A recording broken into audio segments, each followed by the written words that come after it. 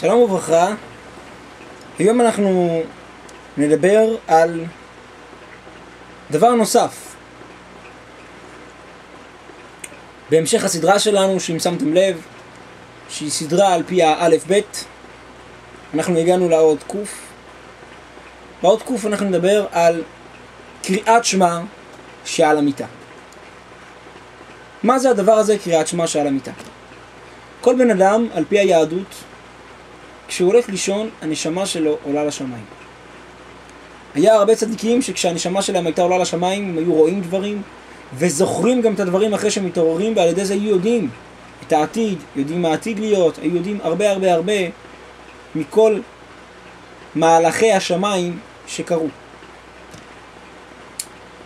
הנשמה כשהיא עולה, הרבה פעמים היא נפגשת עם מזיקים, היא נפגשת עם משחיתים, היא נפגשת עם כוחות הטומאה, שהרבה פעמים הבן אדם גרם להם להיות, שהוא חטא, שהוא עבר עבירה, ובשלב כזה הנשמה עובר עליה איזה פחד מסוים שהבן אדם חולם אותו. הבן אדם חולם שרודפים אחריו, שמזיקים לו, שמישהו מת או כל דבר אחר.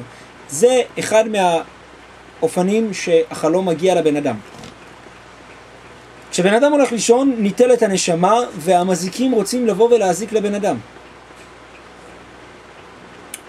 לכן בורא העולם שרוצה לשמור אותנו, שבן אדם ילך לישון ויהיה על משכבו, ינוח בשלום, באופן כזה שאף אחד לא יזיק לו, לא יבעלו חלומות רעים, אז בורא העולם אומר, תקרא קריאת שמע.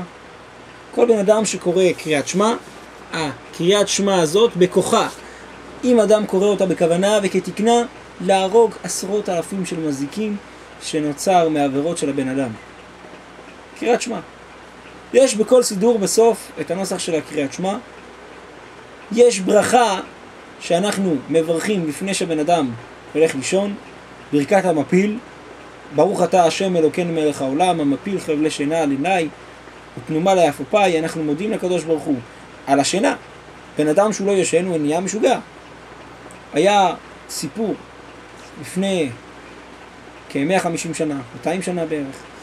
היה חייל בצבא צרפת, שבעקבות המלחמות שהיה עם הרוסים, הוא קיבל כדור וזה פגע לו באיזה תא במוח, שגרם לו שהוא לא יוכל להירדם. לא יוכל להירדם. לא שהוא לא יצליח להירדם, שהוא לא יוכל. זאת אומרת, הוא לא יצטרך את האופן הזה של השינה. החייל הזה אחרי חודש, הוא ירה בעצמו ומת. לא מחמת שהיה לו קריסת מערכות, אלא מחמת זה שהוא לא הצליח להחזיק מעמד 24 שעות. כל הזמן שהמוח יהיה פועל, כל הזמן מחשבות. כשבן אדם הולך לישון, יש לו רגיעות, יש לו שלווה, בן אדם מחליף מחשבות. זה חסד השם.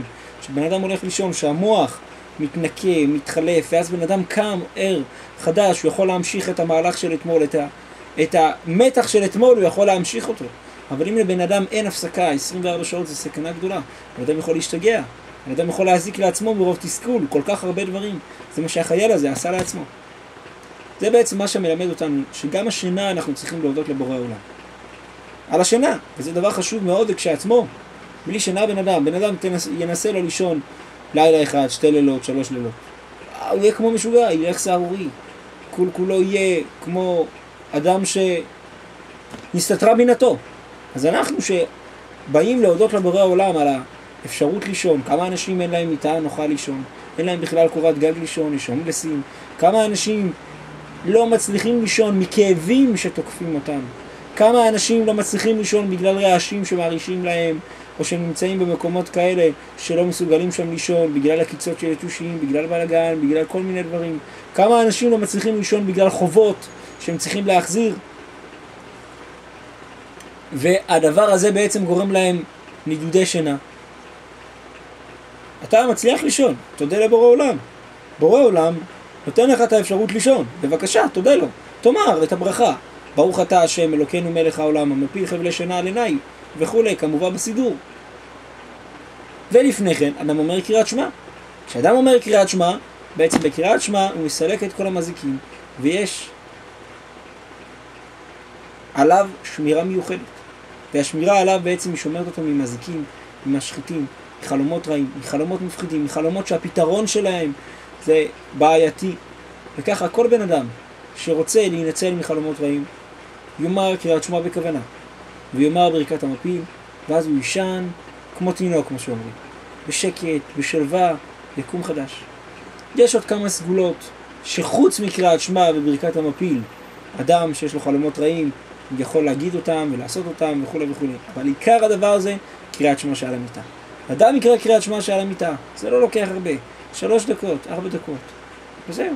אז הבן אדם הולך לישון בשמחה ובטוב לבב, ואז גם היצר הרע וכל המקטרגים עוזבים אותו, יודעים, הבן אדם הזה שקרא קריאת שמע, הוא לא שייך אלינו.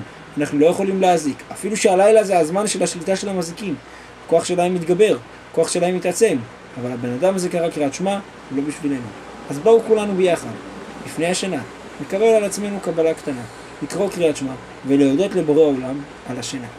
וככה בורא עולם ישפיע עלינו שפע, ועוד ועוד דברים, כי מי שמודה לבורא עולם, בורא עולם מחזיר לו, ומחזיר לו, ומחזיר לו. בהצלחה.